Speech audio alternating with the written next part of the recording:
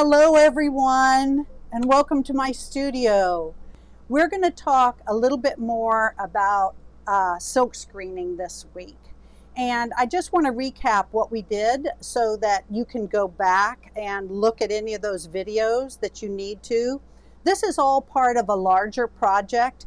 Basically, we want to do all the R&D for you in the classroom because since I was a classroom teacher for over 30 years, I know my time was limited with that. So I want to just throw at you a few ideas, and if just one or two things help you, I'll be so happy.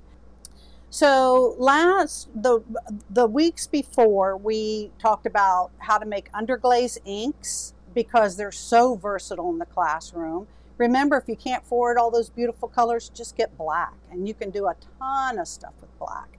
We did easy screen, and that looks kind of like this, and we showed you how to develop that and how to use that. We talked about paper transfers similar to this. So when we silk screen directly on clay, and we silk screened onto newsprint, and then we did transfer print. So I'm trying to give you a little bit of information every week. The great news with Easy Screen is it is easy. It is a little costly, but I do love it. But for younger kids, or if you're on a budget, it might be tough. And all you guys don't want to do this. You don't want to necessarily stretch screens and learn photo developing and yikes, all that. So here I am to the rescue. I'm going to show you today some really easy techniques, and we're going to finish these. We're going to do a couple more next week, and really they would work K through 12. I mean, if you're elementary and you feel kind of a little ignored because some of those techniques might be a little high level, today is for you. But any really great project should be able to stretch from elementary to high school by adapting it. And if you have any questions about that, I am happy to answer it. Just type it in there and we'll go through them at the end. We're going to make a really easy screen, and I silk screened all these with these easy methods that I'm telling you about. And I think they're, excuse me, beautiful. So let me move these out of the way and show you the two simple things that we're going to use to make these screens. And then I'm going to walk you step by step through it. This is it. Painter's tape and sheer fabric. You can buy this at a fabric store, and I've even heard that some people have used sheer curtains but you would have, I haven't tried that myself, so I would try that. But really, this is all you need to silk screen. And I'm going to show you how easy it is. So I'm going to switch screens and show you how all this is going to come together. We're going to talk about alternative silk screens. And again, we're going to print on some moist clay. You could probably print on newsprint too, but you might want to practice that first. It seems like it's a little bit easier on clay. What we're going to do first is we're going to talk about preparing the slabs, meaning roll them out, smooth them, but maybe add a little color to them. Because remember, underglazes are loaded with color. And I really pitched my paintbrushes, and I was in high school and I had them like sponge it on, and they had so much fun, and I went through a lot less underglaze.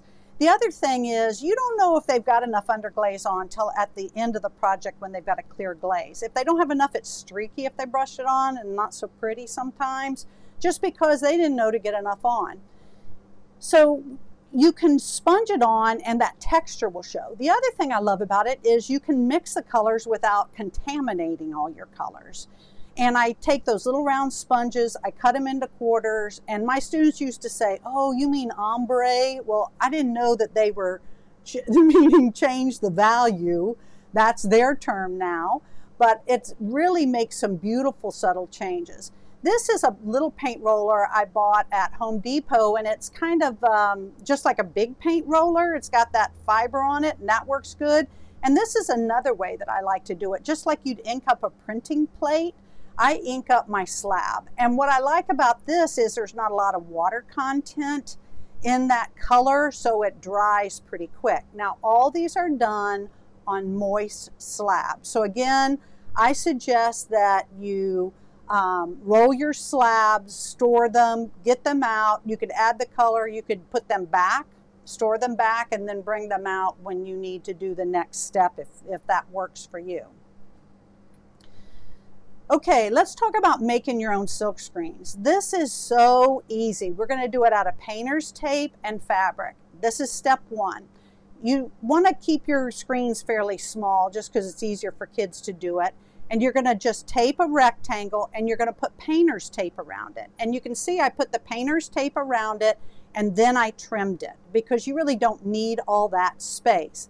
Now, how do you get that image inside? Holy cow, this is the best. So what we're going to do is we're going to just cut the tape up. And you could talk about shapes, you can bring in all your design elements, and that painter's tape seems to work really good on that fabric. I've done this on silkscreen silk, and I've done it on organza or a sheer, any kind of a sheer fabric. So what I'm doing is just cutting the shapes, and I'm just going to arrange them in a design. And I'm just going to kind of fill up the space. Now, you could spend time cutting fancier shapes and really planning your design. But, you know, sometimes when I work with younger kids, I'm like, it's all about shapes. So, and they will make a great design.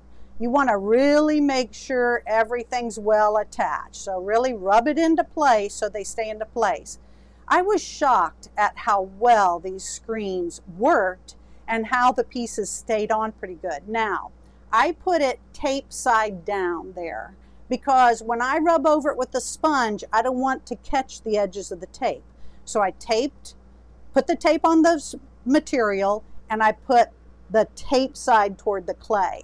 Now I can go in there with a little sponge, and again, I'm using the Underglazes a little bit thicker, meaning I've just let them dry out a little bit. And that works better than liquid out of the jar because, you know, it's like silk screening. All that liquid's going to go under there. But when you do this on a moist slab, the green is dry to the touch, but when you do it on a moist slab and you press it on, it just kind of fuses to the surface. Another trick is notice the way I'm working toward the center. I'm working from the center out. If you work from the left to the right or vice versa, sometimes that, you know, it may want to move. So get it attached and put it on there. Also, don't be hesitant to blend some colors because you only use just a little bit. But again, if you can't afford a lot of colors, just black and white and contrast would be fabulous. You could do it on just regular clay. We're doing it, we want to ratchet up the color, so we added a color kind of ground surface first by sponging it on. Again, the slabs are moist to maybe leather hard. Why? Because I want to seal them back together and make something out of them. So I don't want to just make a big bunch of flat square pieces, and we're going to talk about that in just a minute. Another thing are these stickers. The other day I had these stickers and I was pricing some things, and I had this leftover piece from these price tags. I'm like, this is a silk screen waiting to happen. What I love about this is you could have kids use just regular stickers. Young kids love stickers. They could peel them off, stick them to the fabric. You've made a silk screen. So I'm just going to press this on really good, add a little bit of extra tape.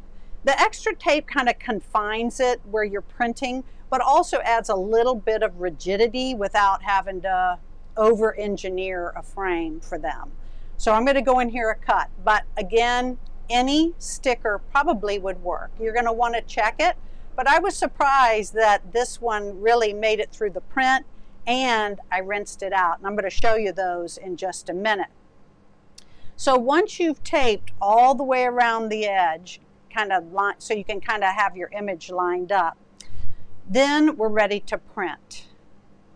You want to make sure everything's really well attached, really scrub it down to the surface so that it'll stay in place. So now I'm going to take this blue. This is the orange one that I use the paint roller on. I'm starting in the middle and I'm going to work out from the center. I'm going a circular motion, and remember, you can mix colors. But watch what happens when I do this the second time, as I was filming this week in my studio. When I pulled it up, I was like, oh, I love that. That looks great. But watch this. I'm going to put it down on here. Oh, that thing shifted. Did I pick it up? No, I said, I'm going with it shifted. I'm thinking I've got some art happening here. I'm going to go ahead and put it down.